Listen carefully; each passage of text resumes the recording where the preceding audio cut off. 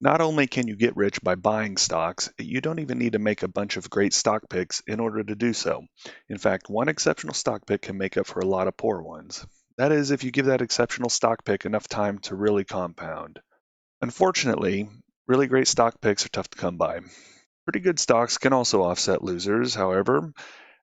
You know what I mean by pretty good. The blue chip, well run, well known companies that typically pay a solid dividend and have been around forever. Though these pretty good stocks will have to have a higher weighting in your portfolio or be held for longer to have the same effect as the home run stocks.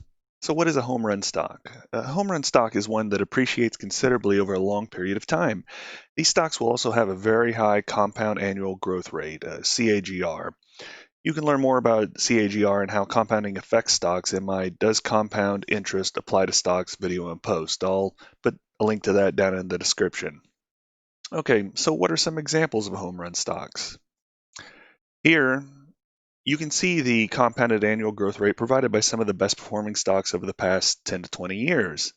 Some of these home run stocks include Apple, AAPL, ticker symbol, with a CAGR of 36.3%.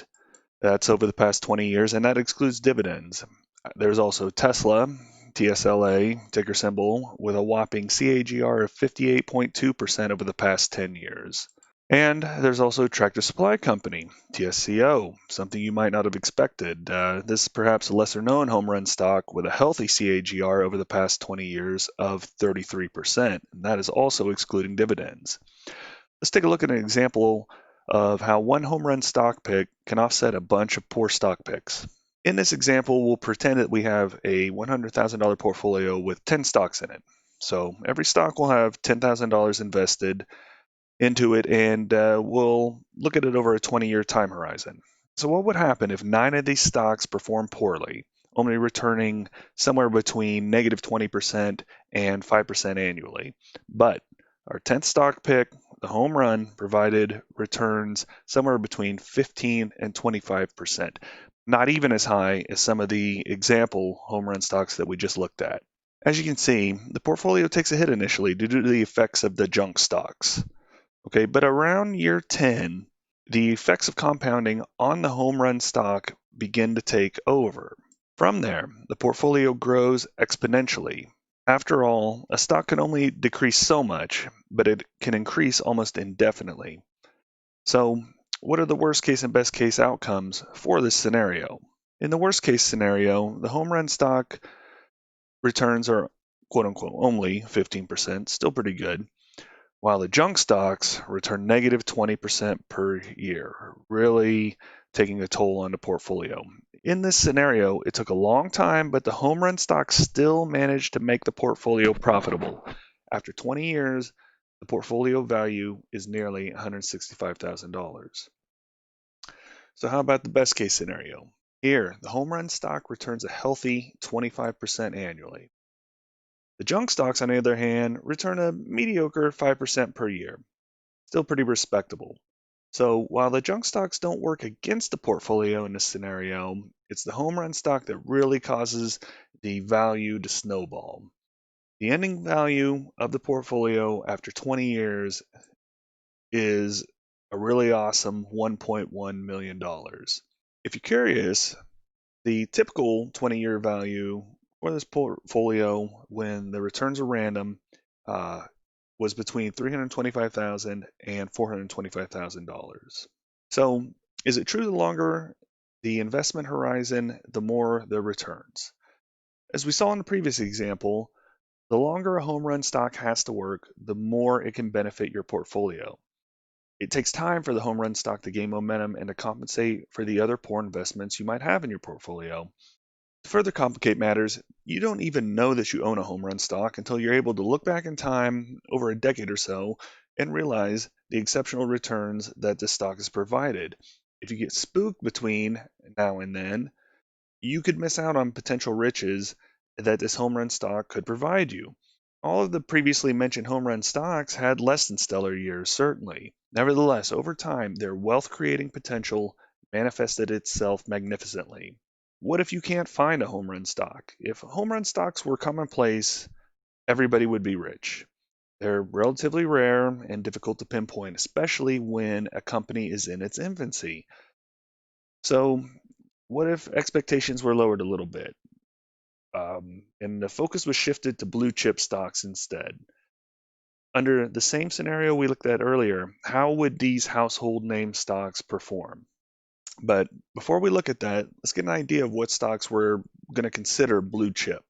First and foremost, there's Berkshire Hathaway, ticker symbol BRKB, which has a CAGR of 8.5% over the past 20 years.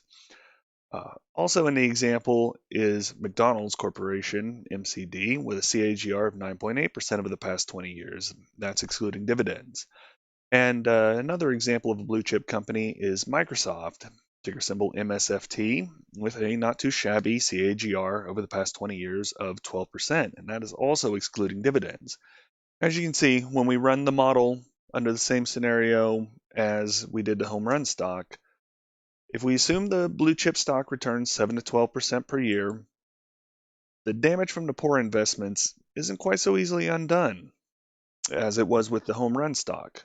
Under the worst case scenario, the total value of the portfolio doesn't even begin to rise until year 13.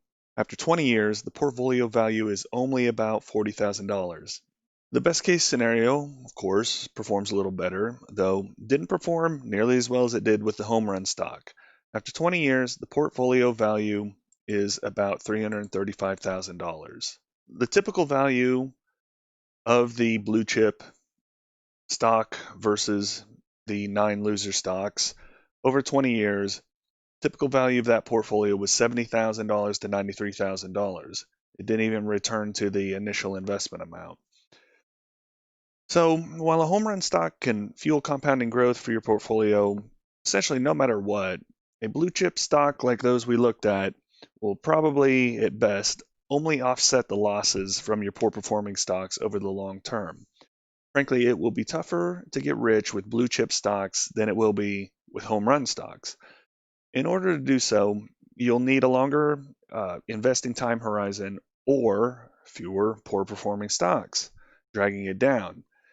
Do keep in mind, though, that this model only looked at returns from capital gains. Dividends weren't considered here and would have, of course, contributed significantly to the blue chip stocks returns, particularly if those dividends were reinvested. The compounding effects of dividend reinvestment were also discussed in my previous video. Does compound interest apply to stocks? And again, I will put a link to that down below. You want to get simple step-by-step instructions to ensure that you're making the best and safest investments. Check out the Simply Investing course. With it, you can earn more, save your time, and reduce your risk. The course has guided people to getting 411% gains since 1999 for their portfolio. This is versus 224% for the stock market as a whole. That information is pulled directly off their website. One user said, Canwall's methods have helped me make several wise, little risk investments that have garnered impressive returns. If you're interested in a Simply Investing course, I'll put a link to that down in the description too. Let's go over some questions. I pulled these off of Quora.com related to the topic at hand. And the first one is, how do people get rich from stocks? Well, people get rich from stocks by buying and holding quality stocks for a very long time, typically at least 10 years.